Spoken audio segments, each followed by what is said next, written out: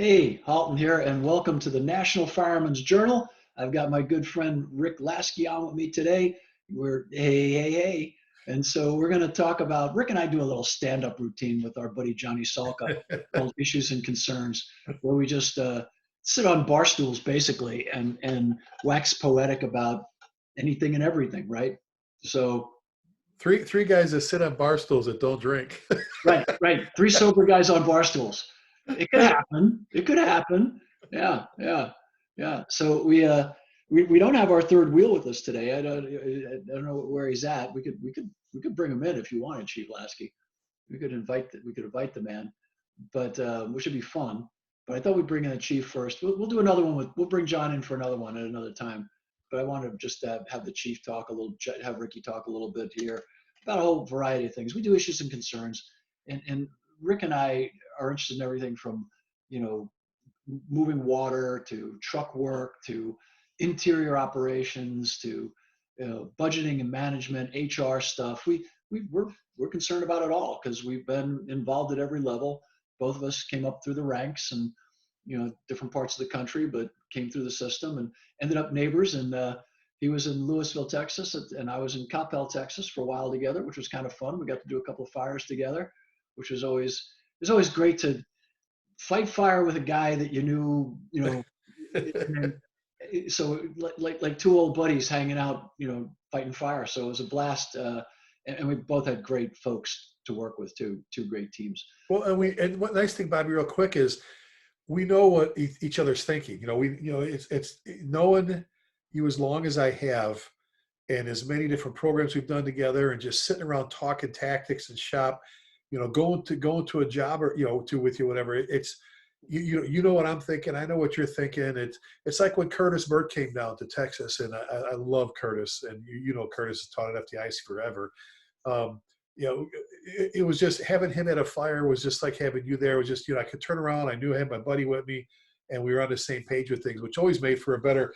And I'm glad you didn't start off by talking about my backfire joke I tried to pull on you when the first week you moved. Like I pulled up with my wife and daughter in the Chiefs buggy in the alley behind your house. Okay, so set it up first because I just taken the job just south of Ricky, and we moved into a new house, and my boys were coming and going. My two older boys weren't living. My youngest boy was still living at home with us. So Ricky, who routinely plays jokes on me, decided to play a joke on me. So go ahead. Well, no, so I just wanted to welcome you to Texas, Yeah, huh? and for those that have been down here, we have the alley garages, a lot of rear entry, some of the homes, nice neighborhoods and that.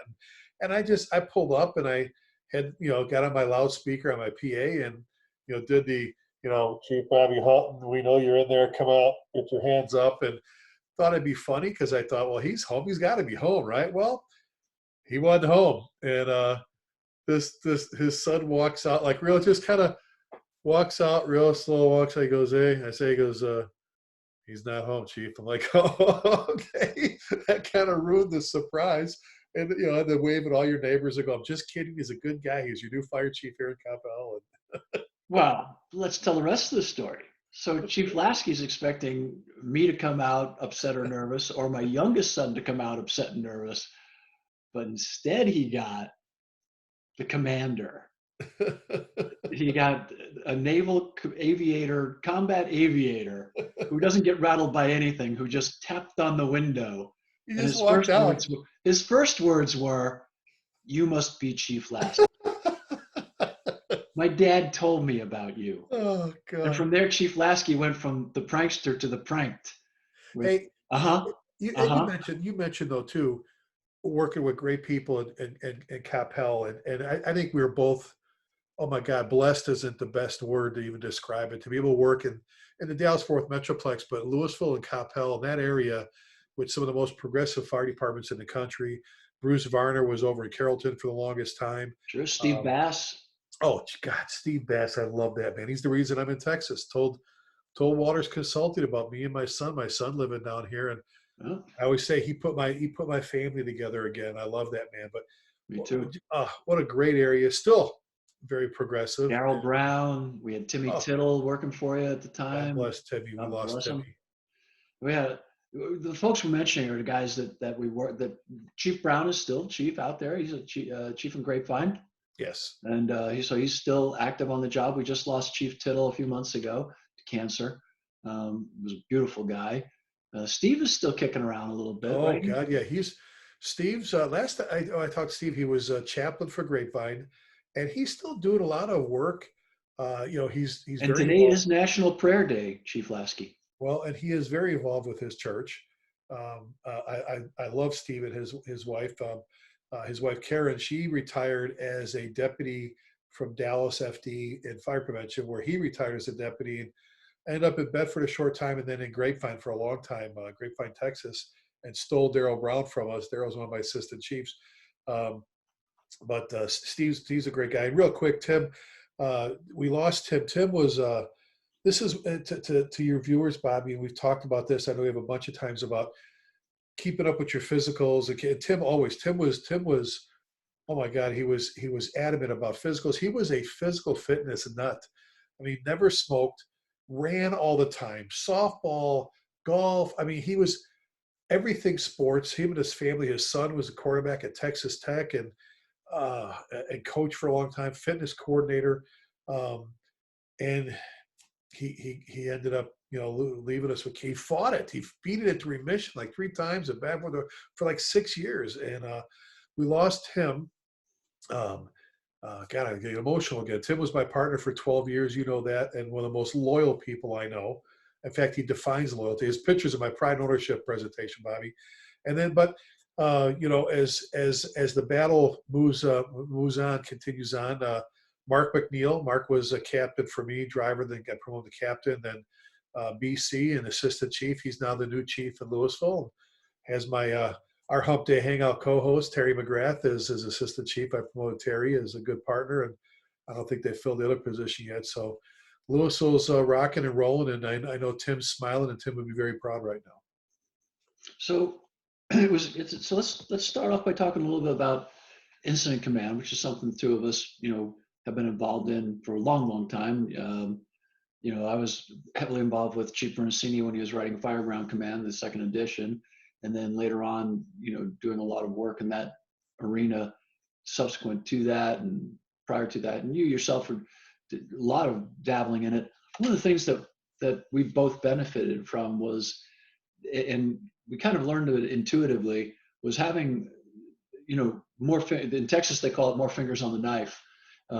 Basically, always having someone to back up the quote unquote IC. And I'm not individually in favor anymore of the first due assuming command. I think that's kind of dysfunctional, and we can get into that if you want to. But the sooner you can put a peer with the person who's calling the ball, making the call on the fire ground, the better. And even better is if, as Rick described earlier, if they're friends, right? And you and I, it was like, when you have your best friend backing you up on the job, at a fire, it's fantastic. I was fortunate enough to have a bunch of guys and gals in Albuquerque who we did the same thing. So long before Chief Bernasini was talking about his command team concept, it was happening in the streets. The chief was able to codify it, if you will, make it into a practice, right? The command team concept.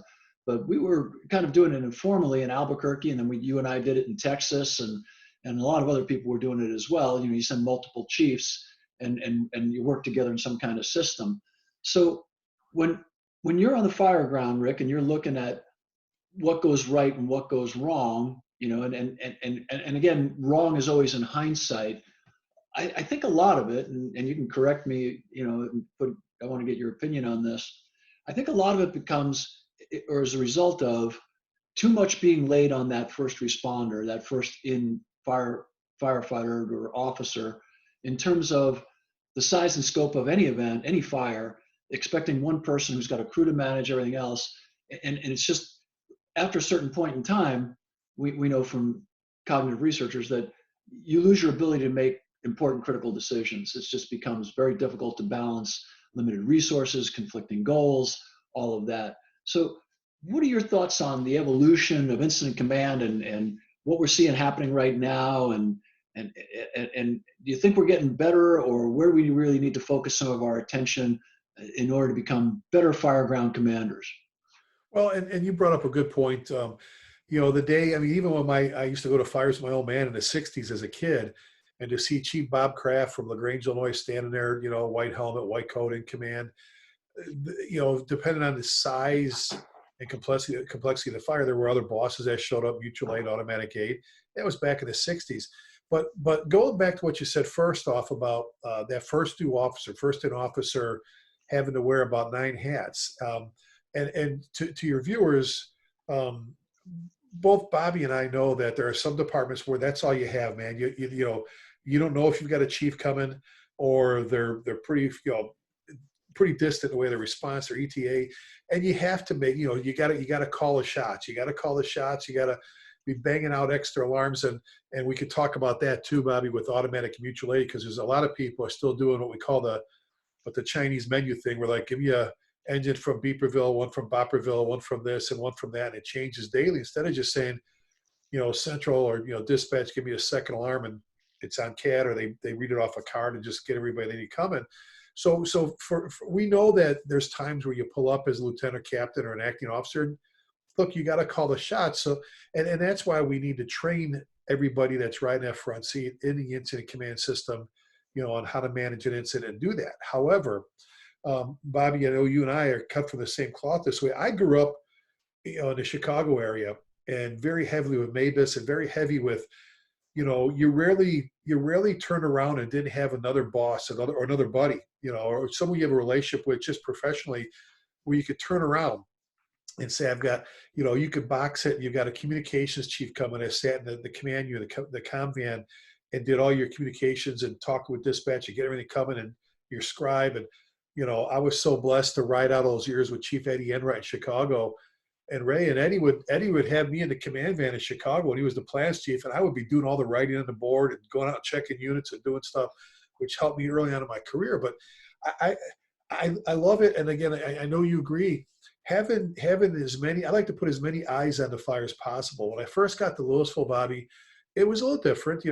I changed things in Coeur d'Alene in a positive way, in the way of getting more help. When Jeff Welch came up to Hayden, having a second, a third chief there. I remember we had a Mayday, and I was lucky enough. I had a chief that was in charge of RIT. I had one in the back. I had one in the front lawn. I'm in the buggy doing the command thing, and I had one interior, and that was Jeff Welch, who was awesome. And to have a Mayday go down and have a boss that knows what the hell he's doing inside, and I could turn to all the different people. I think that having enough people there, it is not a reflection on your trust or lack of trust with your companies. In fact, I trusted, just like you did. Our company officers were phenomenal. What I wanted to do was make sure we had enough people there that if we had to get to page 2, more than just a room and contents, that I could turn, and I had someone in the back of the building. I had someone in safety. I had someone sometimes sitting next to me, like you said. There were times, I would go, Varner would be there. Bruce, I remember one time I say, here, talk to the mayor, calm him down. Let me think about this, and so forth. And Bobby, you and I are both from the school of think big. Think big, think big, think big. And I love it. I used to put pieces of paper up on the wall, said, think big. If you think you're going to handle a fire by yourself and do well, you probably are. Drop a Mayday in there, which we know the majority of the Maydays occur the first 24 minutes ish or so of the incident. Subtract your response time and so forth. You're going to be out, right? You're going to be outmatched, Bobby. You're going to turn around and you're going to go, God, I wish I had more help here. I wish I had someone to do this. I wish I had someone to do that. So having the extra bosses there, one that can watch the back of the building for you, one that's in safety, or one that's managing, depending on the size of the incident. So real, quickly here on this part, I got it to where the battalion chiefs responded, and we had 2 duty chiefs. And no matter what, at a working fire, especially when I went to a deuce, there was always 3 chiefs from Louisville there, battalion chief and one of the 8 chiefs that are on days, and then the third one right away. And then coming in, I used to tell the chiefs around me, don't come there without your turnout gear on. If you can do that, stand on the curb and take pictures. If you're coming, put your gear on, your pack, be ready to go, because I'm going to put you in the back of the building. I'm going to give you safety. I'm going to give you writ. I'm going to start planting you on the floors. And then if we kill this thing off, hey, we're fine. We have a cup of coffee and we all go home. If it blows up in front of us, then we got enough people to manage our resources, to watch our people. I guess that's what it comes down to, Bobby. I know I kind of rambled there, but it's the only way to kind of explain, and I know you feel the same way. Bring in enough people. We win battles due to logistics, and have enough people there. You could have the best 4, 6 Navy SEALs. We know that with our buddy Marcus Luttrell. When you're outmatched, man. Bring enough water, bring enough people, get in there quickly, start filling in the squares, and good things will happen, right? Yeah, I agree. And I think I think that the first two officer needs to size it up, right? Give their impression, say what their company's going to do to affect it. But if you think about it, the battalion chief or chief officer rolling out, someone like you or I, our job is to listen and observe. And then if we hear something, back them up, bring in other people. But I think that one of the things that we were doing, with this assumption of command, I just feel that it's the wrong way to manage it. Now, there's times, obviously, defensive fire, unusual event, where that first due person has to assume command of it in order to get things going. But I think that's a rarity. I would say in most of our systems, as you just said, and even out here, I'm out in rural Oklahoma. It's not a minute before you've got bosses rolling in, even out here. Now you can go a little further out, and it gets a little more rural, and you may have, the neat thing about America and the fire service, and particularly American Fire Service, is that it's local, and local matters. You see so many people wanting to put Band-Aid national this and that on the fire service and other things. We should have a, during the whole Wuhan virus thing. Well, there should be one national plan. Well, it's very different in North Dakota or Right. Montana than it is in New York City. So no, that doesn't work. That's why you got to let the local folks, the governor, the mayor of those cities like New York and Philly, do what they need to do, and let the governor and the mayors up in Wyoming do what they have to do. So it's the same thing with the fire service. So I think that the incident command system is a tremendous tool.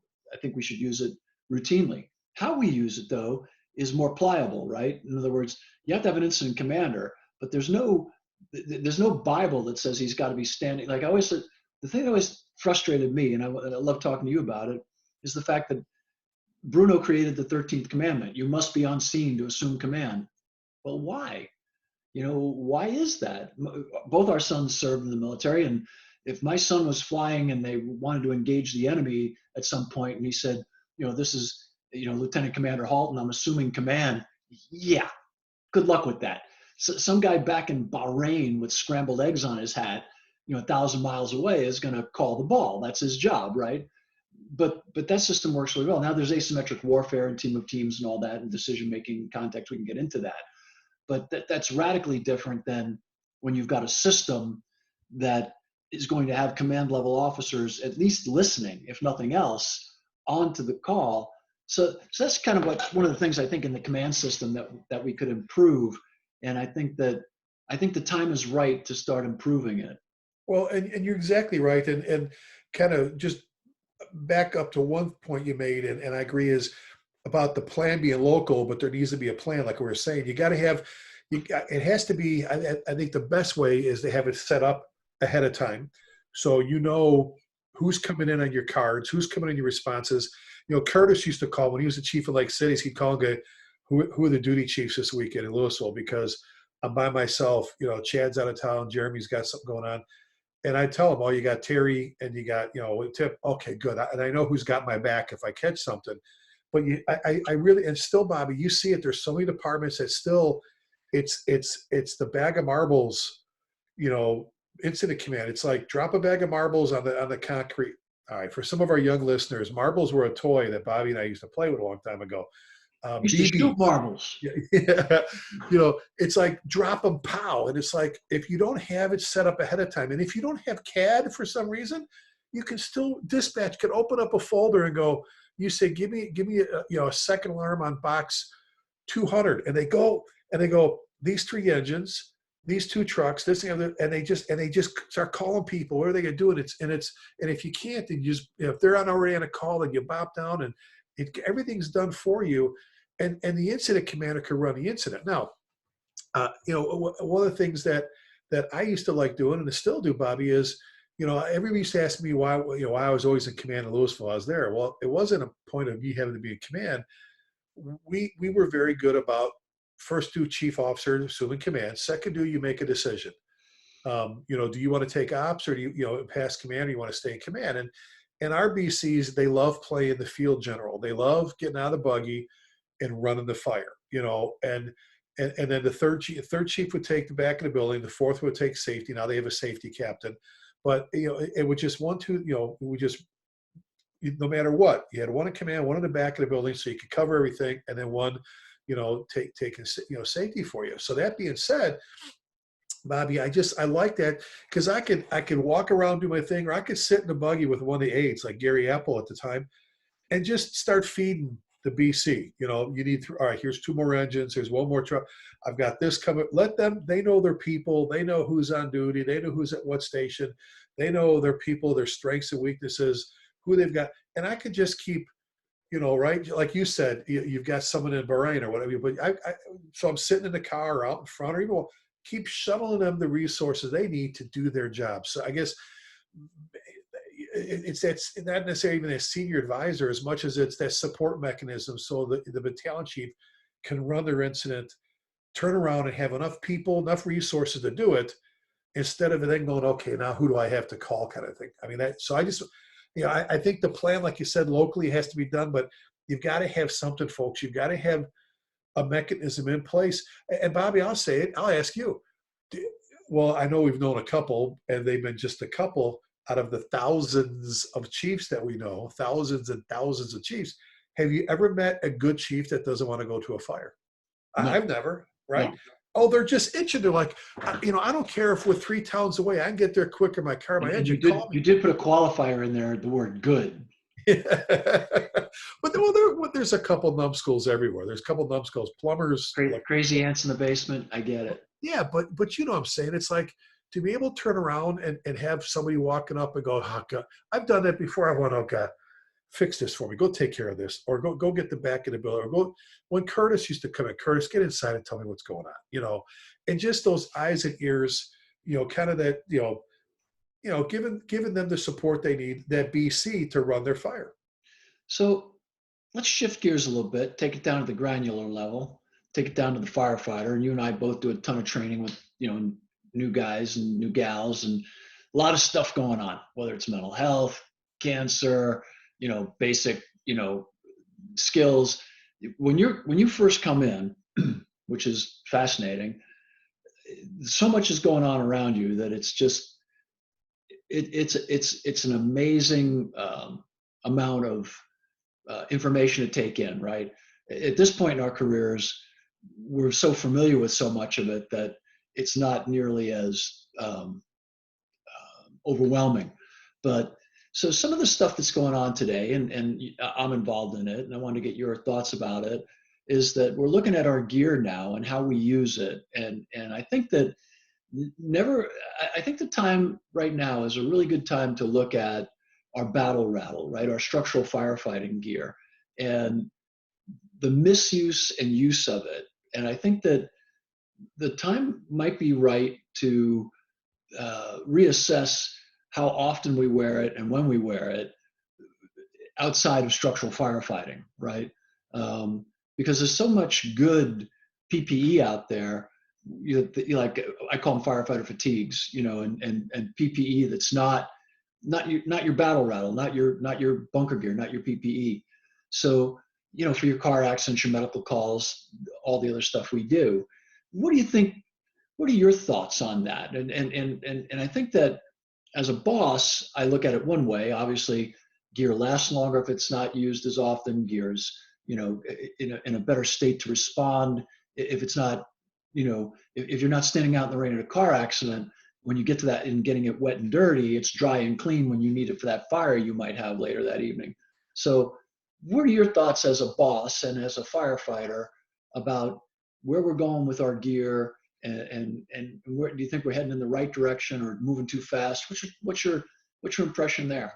Well, and I was very fortunate in a couple different places to be able to purchase the second set. I know not everybody can do that. It's not feasible for everybody to purchase the second set of gear. We were doing that back in the mid '90s, just buying people, and that was before hell.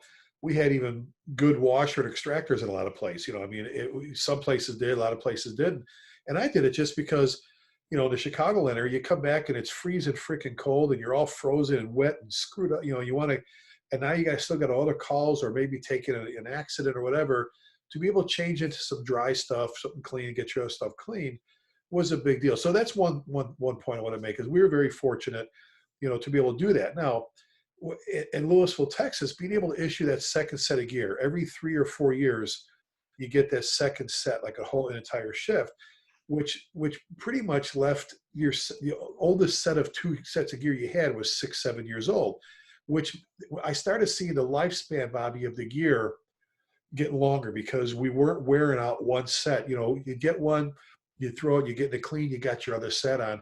So just like wearing one pair of jeans forever, even the blue jeans last forever, but you've got that second pair, obviously they're going to last longer. So I think we saw some longevity from the gear, because what we're doing when we were getting rid of the gear, we would donate it to the Texas Forest Service for their warehouse. For some of the smaller departments, a lot of the volley joints would apply for what they call, I guess, a grant. And God, some of the stuff, Bob, we were getting rid of was like new or in great condition. And the volunteers, with the really limited budgets, were loving it. So we were able to purpose it that way for them.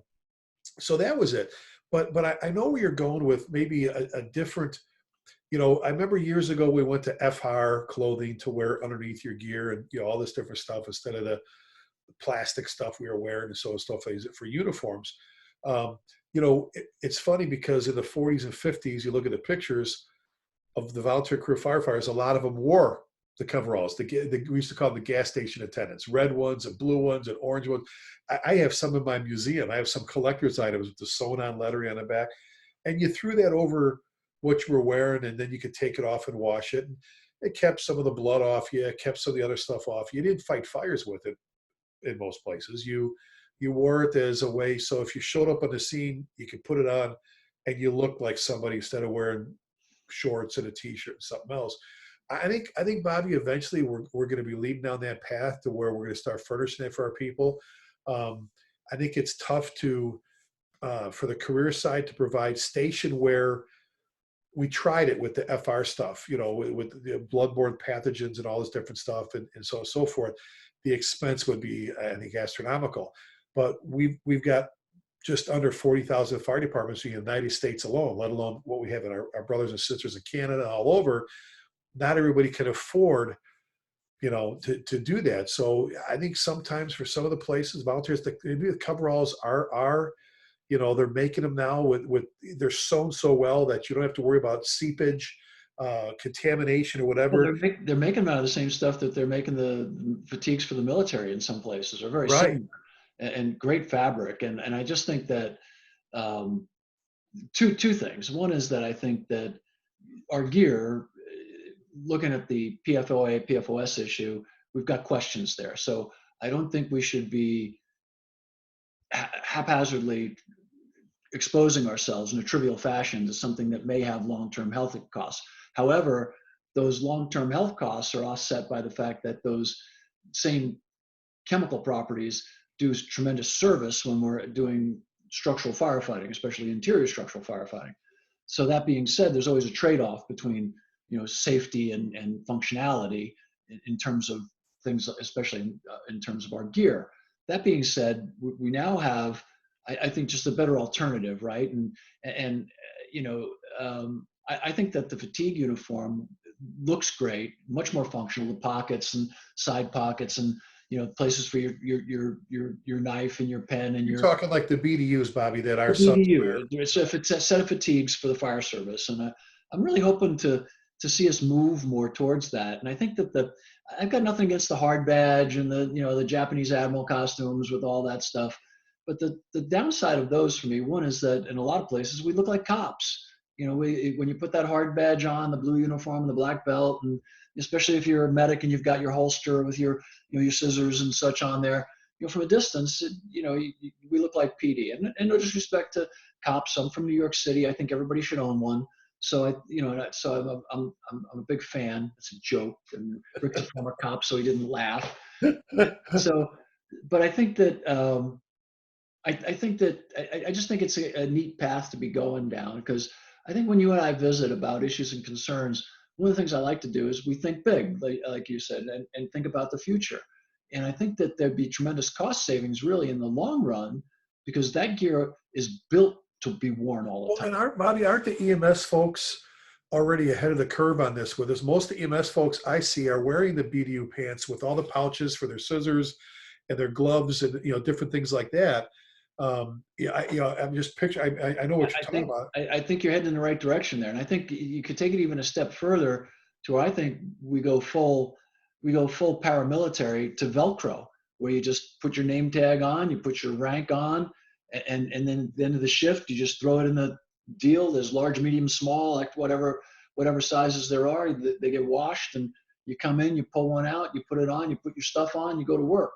It's not, obviously for some of the body waxing crowd, they'd want theirs tailored and custom fit, and they can do that. You and I have had good friends who've taken in their pant legs to show their calves and stuff like that. Clearly not me and you, but we do have friends that have done that, and that's fine. I just think that as we do issues and concerns, one of the things I think that especially from you and I and John is that we always need to be looking at what's on the horizon, and what can we be plugging people into that's maybe going to give them a little bit of an advantage, maybe save them a couple of bucks, maybe make their people a little safer. In Texas, Oklahoma, in the Southwest, there are days when you just don't want your people in gear, in structural firefighting gear, unless they're at a fire. And that was the thing, Bobby, down there was fighting grass fires, if you will, field fires and structural firefighting gear. And I'm like, why do we not have the wildland stuff that you can put on? And a Chickasaw firefighter lost his life in his structural gear. I'm trying to remember his name. Dusty, and I'm forgetting his last. I apologize to everybody down there. The great kid. You got wearing structural gear. It cost him his life. But I think, Bobby, too, though, and you deal with a lot of the vendors, with what you do from your end of things as well with the conferences and that. Cost wise has always been an issue, right? It's just hell. We have fire departments. They still have portable radios. They have people crawling into burning buildings without portable radios. Yet the fire chief's got a car with like 1 million antennas and all kinds of LED lights and stuff on it. You and I've said for years, you should have bald tires on your fire chief's car before your guys go without. You know what I'm saying? But I think the cost, I'm sitting there going, okay, so how do you put everybody, on the career side of that stuff, like you said, or what do you provide for the volunteers that are still a majority of the fire service? Maybe some departments like that not as busy as others, but I'm just sitting there going, God, what a great concept. But our vendors would have to help it. They'd have to help us make it. Well, they are. They're producing it. It's just it's getting the traction, right? It's getting, and we threw out a great name earlier, Terry McGrath. He wears his BDUs pretty much all the time when he was doing his, the fire marshal work for you and everything else. Stuff, yeah, with his pistol and all that. Yeah, he was always wearing his BDUs, and so I think it's a transition we're going to see for the fire service. I think it's a good transition. I think it's one of the things to be thinking about. Bobby, I think you saw it too, though, because years ago, New York City went to a lot of sewn-on stuff, except for maybe some collar pins. Chicago went to it a long time ago, and then you start seeing this. It was really popular. It still is. The blue, you could tuck them in instead of the open. Tuck them in, but the BDU type pants or the blue. It was the blue FR stuff. Yep. Louisville went to it. Grapevine was in it. But I mean, you saw it pretty much from coast to coast. And sewn on. It said, fire chief. And I agree. I think it's the way to go. I got one hanging in my office here. I was using that trophy club. Instead of the other thing too, I love being able to identify who the officer is, either how they carry themselves, but how they look. But the little class, the frogs, whatever they call them on the back, were always, you put your bunker pants on with the suspenders and popping those off. The sewn-on ones, and now they're making them. They're nice. They're sharp. Look at our, like You you can get said. them sewn on. You can also go Velcro. I mean, that great space age invention that we got with Tang. We got Tang and we got Velcro from the Yeah, space program. So, you yeah. know, so not that Tang is important as Velcro, but I think that there's a whole million ways to do it and a million ways to get it done. So let's go to a topic that I know you're a big fan of, um, and that would be the research that's been done and the and let me put this in a way that'll just absolutely make your hair catch fire. The It was interesting, and we've learned a lot about modeling in the last few weeks. Obviously, with the whole Wuhan virus thing, with bad models. Right. Really, there hasn't been a good model yet, which is important because a model can only be based on the assumptions that it begins with. And so we've done some modeling in the fire service. We've built some great stuff, and you know, we started off, we did the transitional attack stuff, and that came out, and everybody said, "Oh, you got fight every fire transitionally." And then the interior report came out and said, "Well, actually, the interior guys can get to it a little bit faster than the transitional troops can sometimes," which is fine. And then And we found the out with word you said there, Bobby, I didn't mean to interrupt you, is sometimes, because like you and I've said, you it's got to, all context. It's all context dependent. they're all, yeah, it's all different. Yeah. It's all different, right? And so, but I think what's important is, and you and I were saying it early on, and John was saying it, and John got a lot of flack for it. The model only tells you what's true about the model. It doesn't tell you what's true about every single fire. And a lot of well-meaning people, and I'm not talking about the researchers, I'm talking about people reading the research, thought that, well, we got to do this every time. This is the only way to do it, or this is safer. And that's not what the researchers were saying, because they were just putting it out there, and people were extrapolating it, to some Well, extremes in some it's cases. it's because firefighters have always been the worst at reading directions. If you go to play the game Monopoly, one of the rules in there in bold print, right? You've heard me say this, is you are not to put the jail and fine money in free parking if you land on free parking. That rule's in there because firefighters came up with that rule because they didn't read the directions when they were playing Monopoly. And you said, it's like they said, well, you can't push fire. Well, read the report. Even our friend Dan Mandrzykowski did a video on it, and he starts off, yes, you can't push fire, but let's look at, we won't get into it, nozzles and everything else and so on and so forth. But I just want to interrupt there because I agree with you. Is we weren't that good at reading directions. They were providing us with the information. We read a little bit and we go running off, like you said. And now we have to fight everything from the outside. And our friend John Salka, all he was saying was, show me my fire. You haven't tested my fire on the inside yet. You're telling me that I can't, whole departments, we're no longer, let's get hit hard from the yard. You and I both pulled up at fires where that was the option we had to take. Number one, due to the size or amount of fire, or number two, Trophy Club, great fire department. They got a great new boss in there.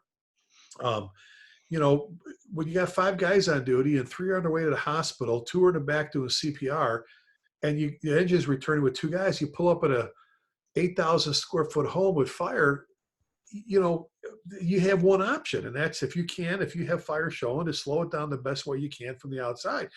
And I guess, Bobby, my example has always been, you and I are both love our tools, man. We've got tools, our man caves in the garages, you for your Mustang, and me, I was just looking at it today because I had to go get a wrench, and I had to get an Allen wrench, and I'm looking going, God, I'm so glad I have like limitless sockets and wrenches. I would fall over, pass out cold if I opened up the drawer and saw one wrench and one socket. I've never wanted one wrench. I want all the tools in my toolbox. So I thank God UL did the research, Bobby, that they did. I am too. Just before we talk a little more about UL, one favor I've been meaning to ask you: if I should die before you, don't let my wife sell my tools for what I told her I paid for them. Don't do that. I will. make, make, make sure you tell her what they're actually worth.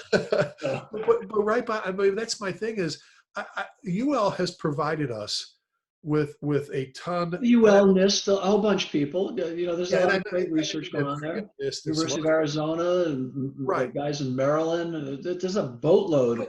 But isn't that UL what included. we've wanted? You Yeah, push it. no, that's exactly what we wanted. All the magazines, all the websites, all the conferences, all of them that you run is a way to bring all this incredible information, boom, and go, here you go.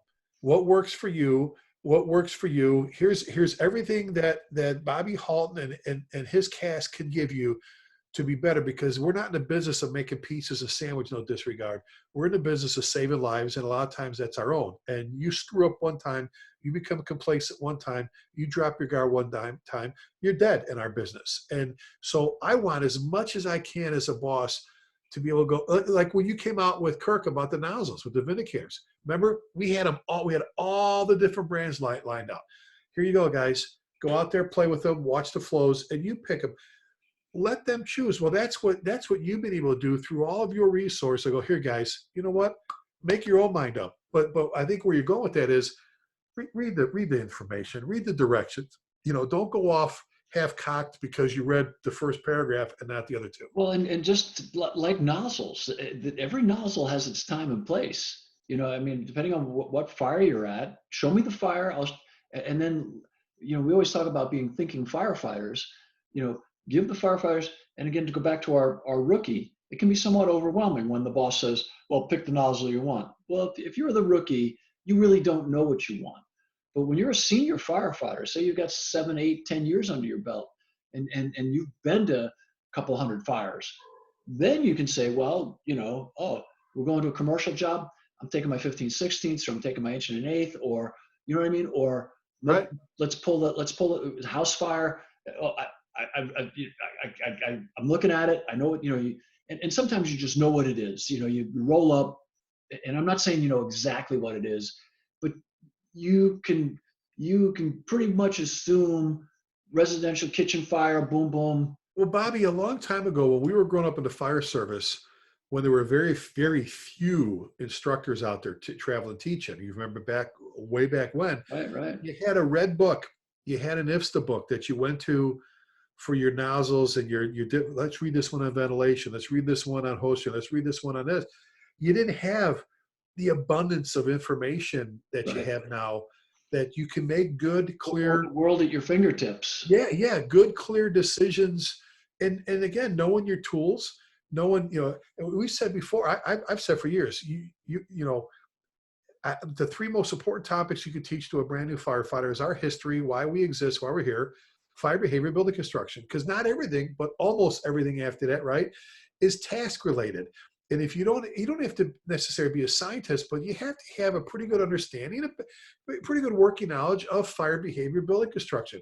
Jack McCassin, God, what another one of my great mentors, Chief McCassin, said, Ricky, a long time, I remember, a big guy, combat Vietnam vet who should have been dead for what he did in Vietnam as a Marine. Incredible man. He'd look at you, he's built like a football player. He'd go, Ricky, you want to be a good firefighter? You need to go, no, building construction and fire behavior. You have to know how the buildings react to the fire, fires react to the building. Otherwise, we're just guessing. And that kind of goes back to what you're saying with some of the research is, all right, let's give me just something. I want more data. You and I are into data, not drama. I'm not in that. Our friend Bill Carey used that a lot. I'm not into don't give me your drama. I want to show me, and I like that. And I think there's a lot of great information. I think some of it, I'm still not on board with. Okay, I'm really not. When they, but some of the information, if you're willing to do the research, to read it, you go, okay, we've been telling the cops, God bless them, for years, if you get there first, don't smash the windows out. Because it's going to sell what's going on with the fire. So we have always, I know I've always played with a coordinated fire attack and ventilation have always been coordinated. That's what we've tried to do. It's like the vent enter search. We've always isolated attempted to, if you could, you crawl over babies that are crying to close the door. Just give me the information, right? Show me the money. Is that the, show me the money, give me the information, and we'll go out and make a good decision. But don't try to create an NFPA standard, tell me how to fight my fires, or that I'm going to have to fight everything from the outside. And real quick, Bobby, you remember there was a blog.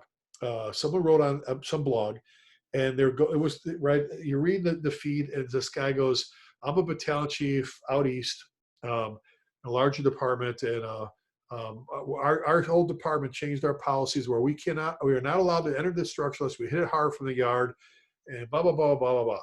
And then my buddy John, our buddy John, your buddy, says, all he said was, "How do you know there's no one inside?" That's all he said. He never even. The guy goes, "Well, with all due respect, Chief, I have a very young and inexperienced fire department. I can't trust my guys on the inside." I'm going, "Oh my God, did you just say you don't trust? You just embarrassed your whole fire department?"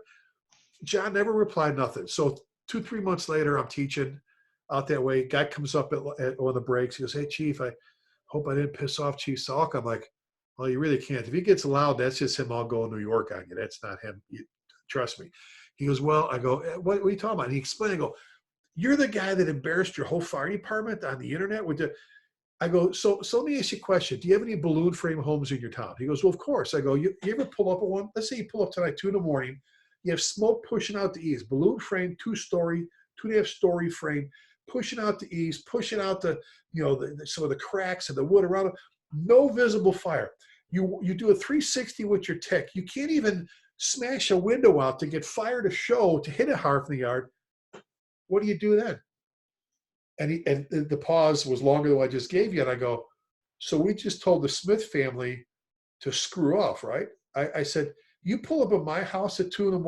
and there's really?" I mean, I said, "So you really didn't change your department's policy, did you?" And he goes, "Well, it's all." I said, I won't even make you say that." I said, "Really?"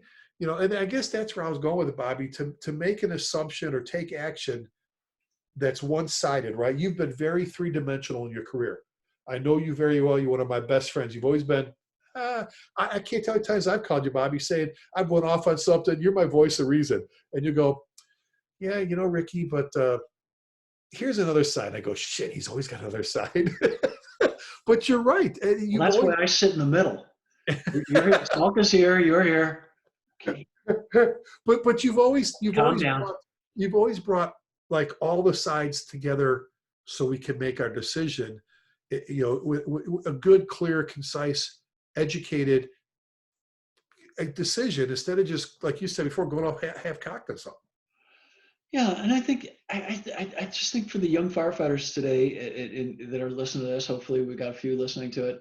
You and I both love tradition. We love history. We think it's critical, but don't confuse tradition with normative behavior. In other words, don't confuse tactics with tradition, because they're two different things. Tactics are constantly evolving.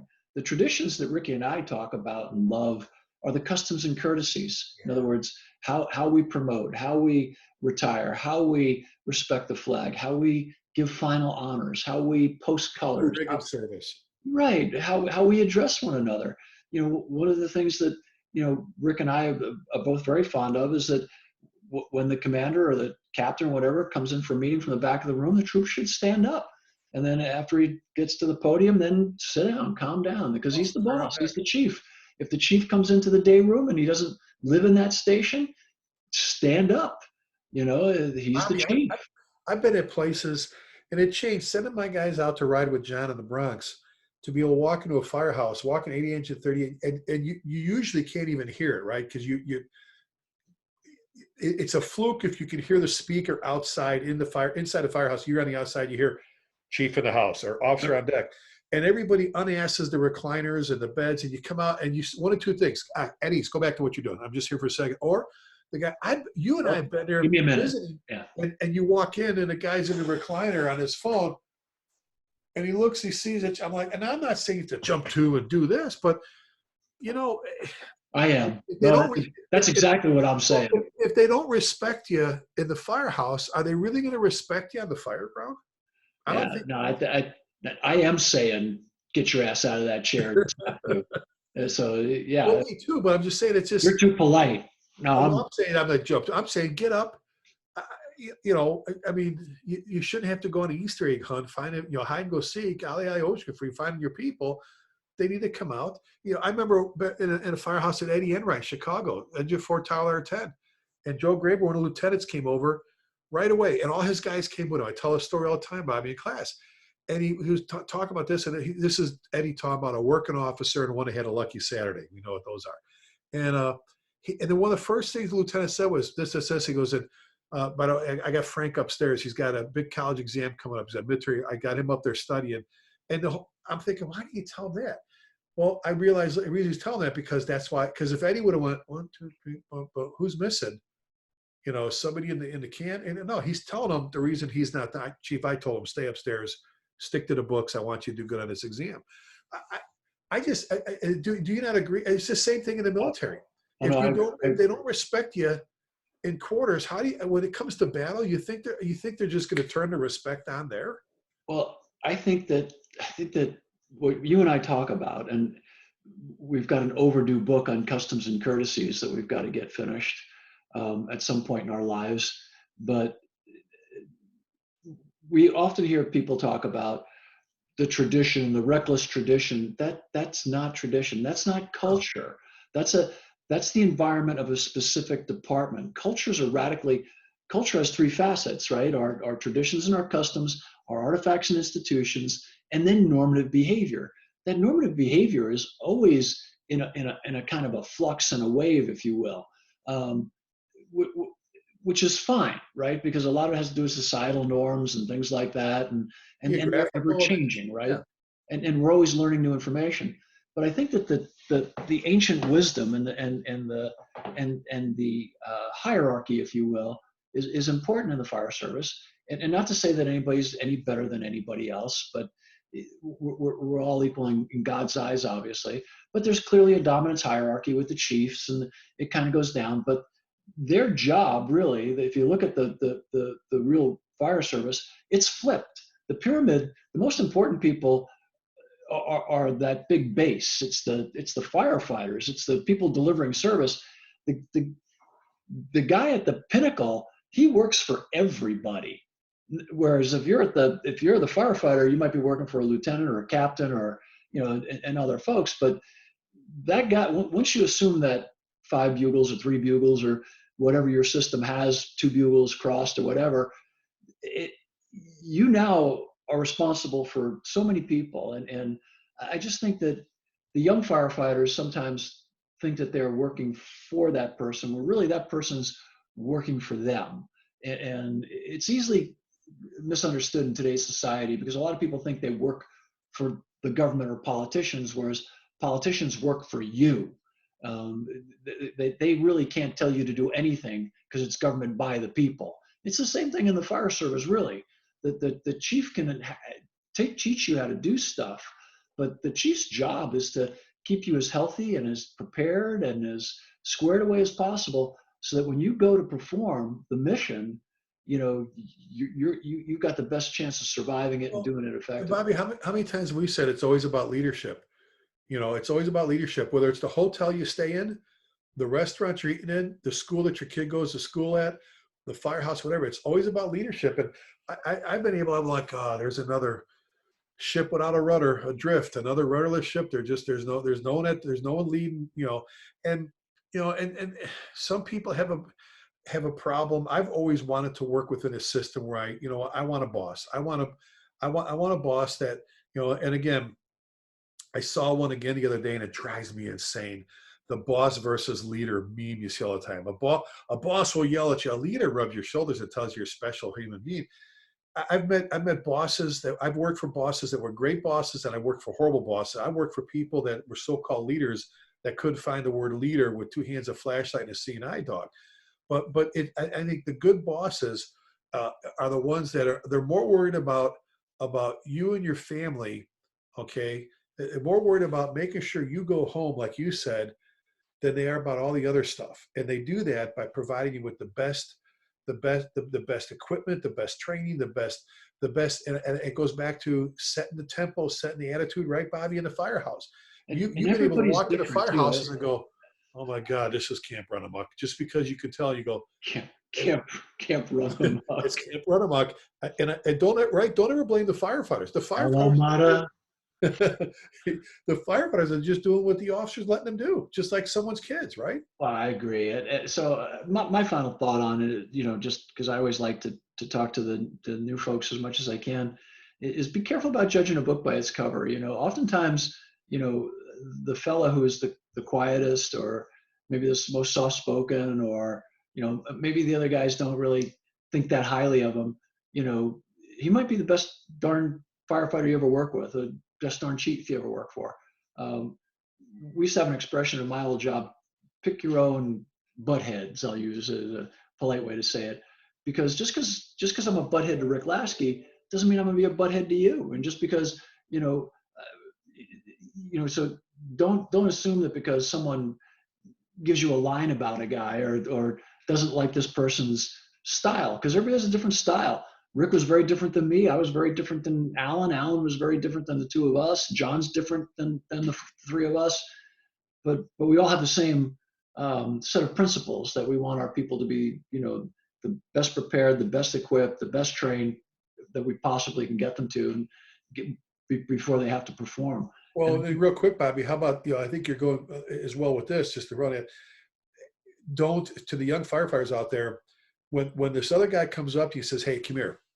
All right, Bobby, let me tell you about Johnny and Tammy and Cynthia. Let me tell you, the person that comes to you with all the information about all the other people is probably the one you have to worry about. A thief marks his own tools first, and a guy's gonna come to you and from God and say he's gonna, right? yeah, exactly. So everybody has Hey, this. So tell Michael it was nothing personal. yeah. For old time's sake. Okay, can't do Sally. But but Sorry, but Sally. but it's and I think you brought up a really good point about not judging a book by its cover. That's another, I keep saying, another Eddie Enright thing. Pick out the good things about people or situation. The easiest thing in the world to do is to sit back and bitch and nitpick and complain. That Oh every yeah. one of us has walked away from the firehouse kitchen table going, how did I get sucked into that one? And when you work harder, all of a sudden you go, I really don't like the team he roots for, but God, the guy does this, he does that, or whatever. Just one of my mentors, Tom Freeman, used to say, as a boss, Ricky, you know what? Your goal is to be respected first, liked as a bonus. Liked is always a bonus. Do your job, take care of your people. And Well, it's the old joke. If you want to be loved, get a dog. yeah. So Rick, I'll leave you with the final word before we close out. So what do you want to say to the troops listening to the National Fireman's Journal? Well, final word. I know this one's going to go out pretty quick. Right now, our world, our world, and our fire service world, EMS world, are seeing some troubled times. And first of all, I want to thank everybody that does everything they do, whether it's EMS, fire, the nurses, the doctors, the medical facilities, the emergency management quarters. Everybody's doing what they're doing to get us through everything and deal with this. But if you, Bobby, you're a historian. Go back in time. We've made it through some god awful, horrible things, and we've come out stronger, and we're going to be just fine. So to Chief Halton's viewers and listeners, we're going to be just fine. Keep training, keep taking care of each other, keep looking out for each other. Know that it's okay to not be okay. If you're not feeling good about stuff, go talk to someone. Take care of yourself. I'm down 150. I finally got my act together with that. But we'll get better. We'll get back to where we were. I shouldn't even say get better. We're great, but we'll get past this. Hang in there with it. Keep a good attitude. There's people out there that are not you. They're not firefighters. I used to drive my wife crazy. I used to say, look, if it doesn't affect your breathing, it's not an emergency to me. But to those folks out there, a lot of them, they're scared. The same people used to call you for those ridiculous calls, which, by the way, every time you left, you always said, hey, if you need us again, call us. You call us again. They're scared right now. They don't. Their whole world is so. The fire service, I'll say selfishly, has always been that beacon of what's right in the community. So don't forget that.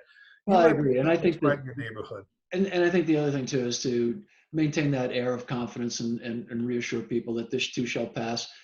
just in my own lifespan, I believe this is the 12th or 13th pandemic that I've lived through. When I was a kid back during Woodstock, actually, which I actually am old enough to have been at, and I can neither confirm nor deny that that actually happened.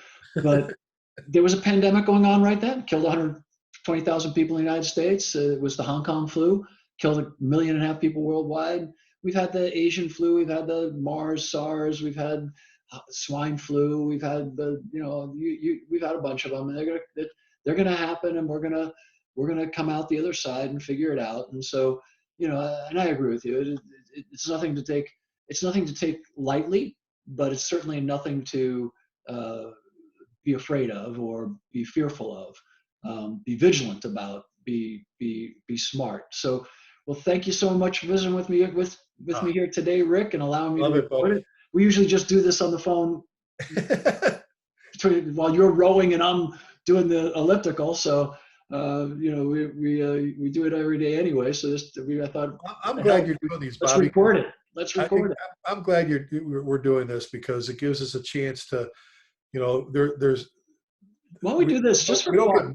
Let's get Knucklehead Smith to join us next week. Let's get Johnny to step in. Yeah, I just because I tell me all the time we don't get paid to do this. We just have fun. This is us. These are the conversations Bobby and I have on the phone, or we do in the hotel lobby, or at a class during break, or whatever, in the hallways at FDIC and stuff. And I'm so glad you're doing it because it just gives us a chance to share with some of our brothers and sisters, some of our folks out there in the fire service and EMS world. So thank you, Bobby. It's always an honor, buddy. It's always a pleasure, my friend. And hey, listen, if you like the National Fireman's Journal, go click on that little subscribe button there, and it'll let you know when we put a new one up there. We're trying to do, a couple a week, and they're just this. We're just shooting the bull with guys and gals we know. And if you know somebody who'd like to be on, or if you'd like to be on, give me a call. Love to have you. This is the National Fireman's Journal. I'm Halton, and we're out.